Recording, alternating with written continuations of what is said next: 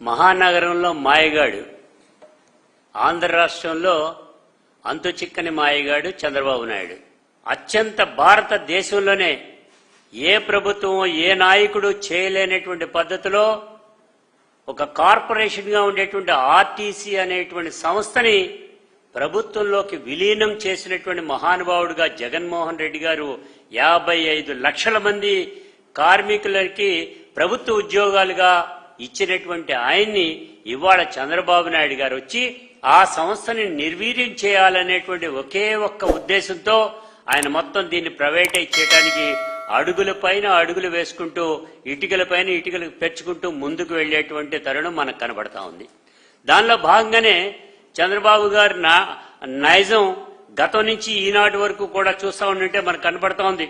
ఉమ్మడి రాష్ట్రంలో ఉన్నప్పుడు ఈ బస్సు రూట్లు అయితే ఏదైతే ఉన్నాయో ఆ బస్సు రూట్లన్నింటినీ కూడా ప్రైవేటైజ్ చేసినటువంటిది మహానుభావుడు.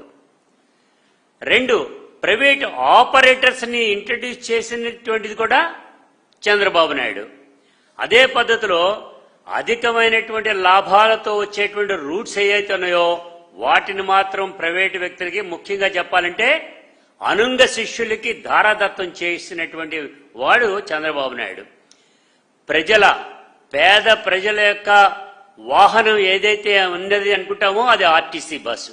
ఆ పేద ప్రజల యొక్క ఆశలకు అనుగుణంగా ఉండేటువంటి ఆర్టీసీ బస్సుని ఆ పల్లెటూరు నుంచి పట్టణాలకు రావాలన్నా ఇతర ప్రాంతాలకు వెళ్లాలంటే దాన్ని మాత్రం ప్రైవేటైజ్ కాకుండా గవర్నమెంట్లోనే నడిపి నష్టాల బాటను చూపించేటువంటి పద్ధతి తీసుకురావడం అనేది జరుగుతోంది.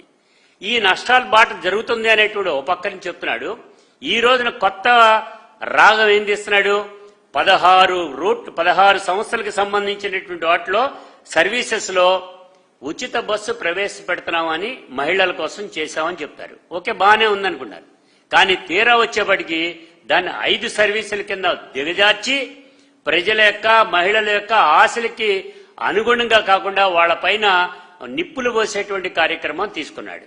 నేను ఒకటి అడుగుతున్నా, నష్టాలు వస్తున్నాయి అనేటువంటి నువ్వు చెబుతా ఉండే ఈ ఆర్టీసీకి సంబంధించినంత వరకు కూడా లాభాల బాటలో రావటానికి నువ్వెందుకు చర్యలు తీసుకోవట్లా? హైదరాబాదు, విజయవాడ లేదంటే గనక మెడ్రాసు, విజయవాడ లేదంటే గనక బెంగళూరు, ఈ ప్రధాన రూట్లో ఉండేటువంటి నువ్వెందుకు నడపో? ప్రైవేట్ ఆపరేటర్లకు ఎందుకు ఇస్తున్నావు అనేటువంటిది మేము అడుగుతున్నాం. ఇవాళ దీన్ని ఆదాయం పెంచుకునేటువంటి మార్గాల్ని పక్కన పెట్టి ఇవాళ దీన్ని ప్రైవేటైజ్ చేయడానికి కొత్త రకమైనటువంటి విధానం తీసుకొస్తున్నాం.